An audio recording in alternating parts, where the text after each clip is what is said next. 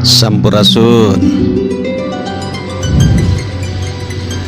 Pemirsa semuanya yang dirahmati Allah, mencintai budaya berarti kita harus tahu tentang budaya itu sendiri. Budaya kita, khususnya kita pernah tinggal di situ, otomatis kita harus memahami, mengetahui tentang budaya tempat kita tinggal tersebut.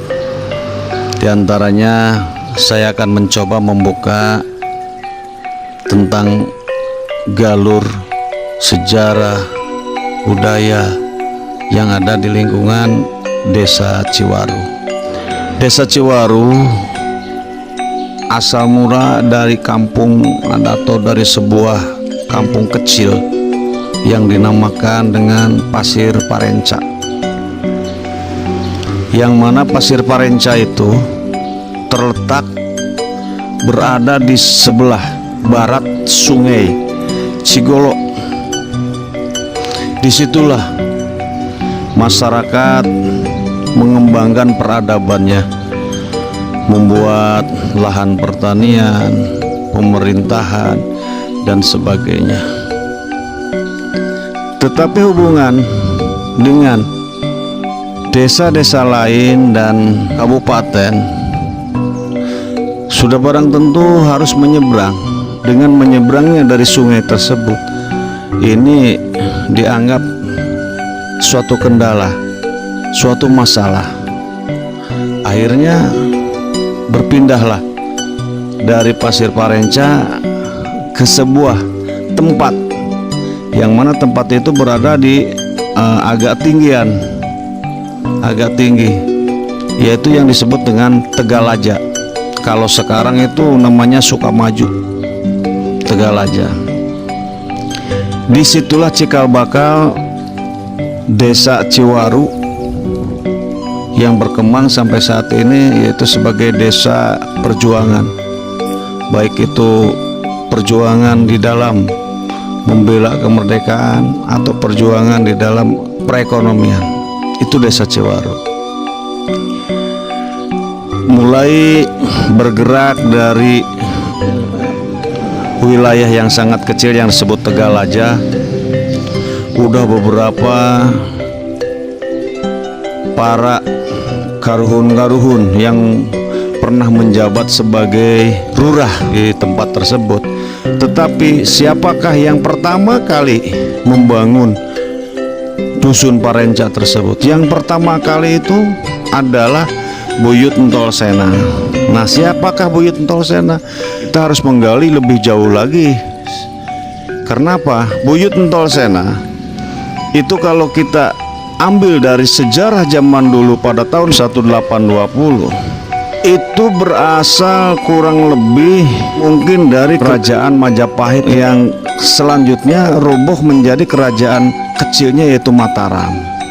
Dari Mataram menjadi membesar kembali, bangun lagi dari kerajaan Majapahit sudah turun, Mataram bangun, bangkit. Mataram bangkit, langsung lari ke Jakarta, ke Batavia, dengan membawa di situ mungkin dari segi agamanya awalnya itu agama Hindu, dan berkembang kemudian kesininya yaitu menjadi Islam. Setelah itu juga setelah Sultan Agung jadi sultan di situ.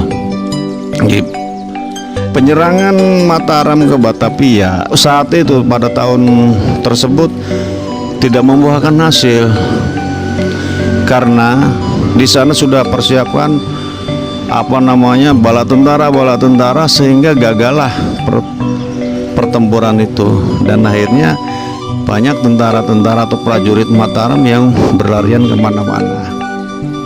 Di antaranya yaitu ke Desa Ciwaru. Maka di situ kalau kita larinya ke sejarah tersebut, bahwa si tentara Mataram, si prajurit Mataram tersebut banyak yang menjadi cikal bakal suatu perkampungan atau suatu peradaban atau suatu pertumbuhan daripada desa atau kelurahan. Itu hampir sepulau Jawa, se-Jawa Barat, maaf, hampir se-Jawa Barat seperti itu. Ya diantaranya yaitu yang dumuk matuh atau berada atau pendiri dusun Tegalaja, yaitu Buyut Entol Sena. Buyut Entol Sena diyakini oleh kami sebagai orang Sukamaju yaitu keturunan daripada Mataram. Dari keturunan Mataram tersebut akhirnya berkembang jadilah satu dusun yang tadi di awal disampaikan, yaitu Dusun Parenca, yang dipindahkan pusat pemerintahannya menjadi di Tegalaja. Tegalaja dirubah kembali setelah modern sekarang menjadi Sukamaju. Tetapi seiring dengan itu desa pun terus berjalan, yaitu Desa Ciwaru. Di antaranya Dusun Sukamaju tetap sebagai dusun, tapi perkembangannya yaitu ada di bawahnya, di sebelah utaranya. Perkembangan pemerintahannya yaitu bahkan Desa Ciwaru disebutkan Jogja kedua. Desa Ciwaru disebutkan sebagai Keresidenan Cirebon kedua. Desa Ciwaru dijadikan sebagai Kuadanan kedua, kabupaten kedua. Kenapa? Itu sudah jauh dari kalau tadi sejarah waktu zaman kerajaan sampai ke sininya pelarian dari zaman kerajaan dan membentuk suatu peradaban menjadi satu perkampungan. Kalau sekarang berarti sudah masuk ke ininya, ke zaman sekarang, ke zaman kemerdekaan. Zaman kemerdekaan mungkin masih ingat yang namanya tentara Siliwangi harus hijrah, harus keluar dari kantong-kantong Siliwangi, sehingga muncul Bandung Lautan Api, sehingga muncul segala macam di sana di sini. Karena apa? Tentara Siliwangi harus hijrah ke Yogyakarta. Dan apa yang dihasilkan?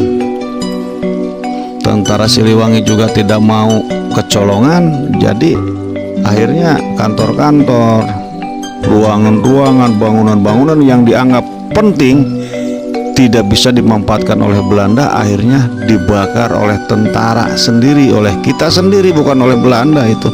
Setelah merasa beres baru ditinggalkan. Jawa Barat kosong semua lari ke Jawa Tengah, yaitu ke Yogyakarta. Di Yogyakarta ternyata memang tipu muslihat Belanda sangat lihai waktu itu, dan disuguhinya dengan apa? Rentetan senjata. Pendek cerita, tentara Siliwangi kabur kembali mudik, diantaranya lewat atau melalui pegunungan-pegunungan, yaitu pegunungan yang turunnya langsungnya ke Desa Ciwaru. Maka muncullah di situ gunung-gunung Desa Ciwaru itu waktu zaman ramenya DITI, rame-ramenya DITI. Itu lagi rawan dengan DI. Akhirnya apa? Tentara Siliwangi udah repot jalan dari Bandung, dari Jawa Barat ke Jawa Tengah. Di perjalanan menghindar daripada bahaya Belanda, nyampe ke sana diberondong senjata, pulang dari sana kabur nggak tahu menggunakan apa, jalan kaki dan sebagainya, ke hutan dihantam oleh DITI. Bahkan ada yang dipenggal, dimasukkan ke dalam drum panas, drum air. Ya, itu biadabnya DITI itu. Akhirnya apa? Yang gugur banyak di hutan, yang selamat akhirnya jatuhnya di mana kumpulnya? Kumpulnya di Desa Ciwaru. Maka Desa Ciwaru ada satu, ada tentara Siliwangi, perkumpulan tentara Siliwangi yang pulang hijrah dari Yogyakarta. Yang kedua tentara Jawa. Tentara Jawa itu apa? Itu sama tentara yang diuber dari sana, dari Jawa, larinya ke Ciwaru juga tentara rakyatnya. Tentara rakyat di situ, bambu runcing dan sebagainya, TKR dan sebagainya, itu ex Jepang. Banyak sekali ngumpul di situ. Belanda pun tidak tinggal diam. Waktu tentara pulang lewat hutan, Belanda pulang lewat Pantura menggunakan tanker, menggunakan mobil-mobil truk dan sebagainya. Akhirnya muncul pertempuran cuman jarak jauh antara Ciwaru dengan Gunung Karung. Di Gunung Karung menggunakannya apa? Menggunakan Canon. Nah, menggunakan Canon. Kalau sekarang mungkin menggunakan Google Map. Kalau dulu nggak tahu itu apa, tahu-tahu udah muncul aja dem di Ciwaru itu, langsung muncul dem. Herannya tahu bahwa rumah itu dipakai markas di Ciwaru, rumah ini pakai markas, nggak tahu itu menggunakan apa. Kalau sekarang Google Map, ya ada lagi apa itu namanya peta-peta yang bisa menentukan itu, saya kurang paham lah ya. Tapi yang jelas Belanda saat itu sudah modern ini peralatan. Kalau kita masih menggunakan apa? Masih menggunakan cara-cara yang tradisional, senjata juga terbatas. Nah itu kenapa Ciwaru jadikan Jogja kedua? Karena yang pulang hijrah dari Jogja adalah kumpulnya di Ciwaru. Kenapa Ciwaru dijadikan Kresidenan Cirebon, Kuningan Cirebon kedua, Kuningan Kabupaten Kuningan kedua? Karena semua pemerintahan dari mulai pemerintahan kewadanan kabupaten sampai Kresidenan Cirebon semua berpangkal di Ciwaru. Dasar apa? Karena di daerah tersebut sudah rawan dengan yang namanya Belanda sudah masuk ke wilayah-wilayah tersebut. Itulah sekelumit tentang sejarah Ciwaru yang berkaitan langsung dengan Sukamaju. Yang Sukamaju itu asal mulanya Tegalaja. Jadi boleh dibilang yang namanya Tegalaja atau Sukamaju itu adalah awal atau bibit atau pendiri daripada siklus terjadinya peradaban desa Ciwaru. Kurang lebihnya mohon maaf. Assalamualaikum warahmatullahi wabarakatuh. Sampurasun.